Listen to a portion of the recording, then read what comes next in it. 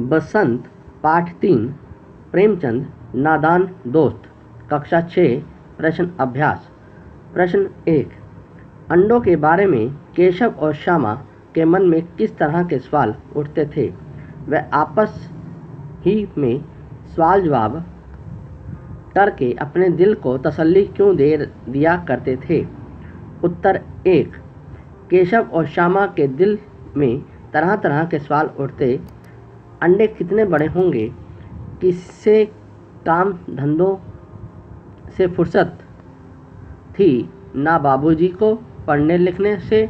दोनों बच्चे आपस ही में सवाल जवाब करके अपने दिल को तसल्ली दे लिया करते थे।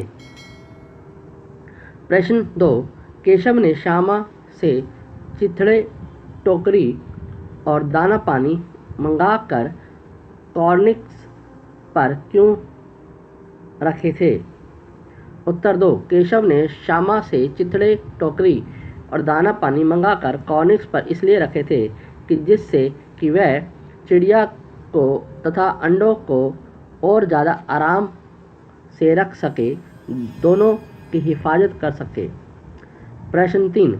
केशव और श्यामा ने चिड़िया के अंडों की रक्षा की या नादानी? उत्तर 3। केशव और श्यामा ने चिड़िया के अंडों की रक्षा करने के लिए जो कदम उठाए वह उनके हिसाब से बहुत ठीक थे, मगर वह चिड़िया के स्वभाव को नहीं जानते थे, इसलिए उनके द्वारा की गई रक्षा ने नादानी का रूप ले लिया।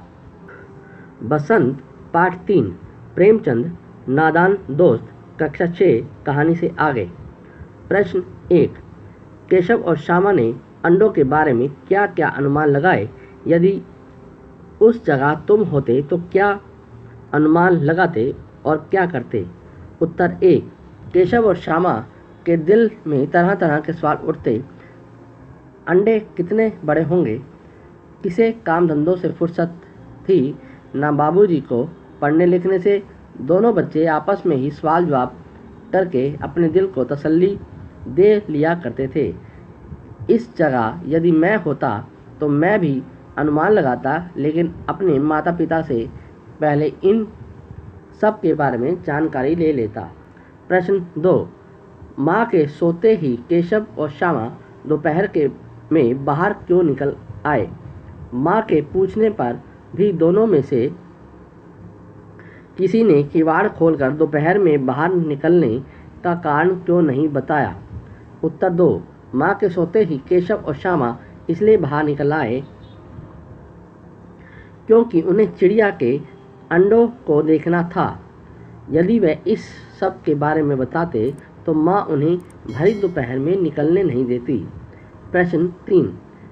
प्रेमचंद ने इस कहानी का नाम नादान दोस्त रखा। तुम इसे क्या शीर्षक देना चाहोगे? उत्तर 3। प्रेमचंद ने इस पाठ का नाम बड़े सोचकर नादान दोस्त रखा था। यदि मैं इस जगह होता तो मैं इस पाठ का नाम बचपन की नादानियाँ रखता।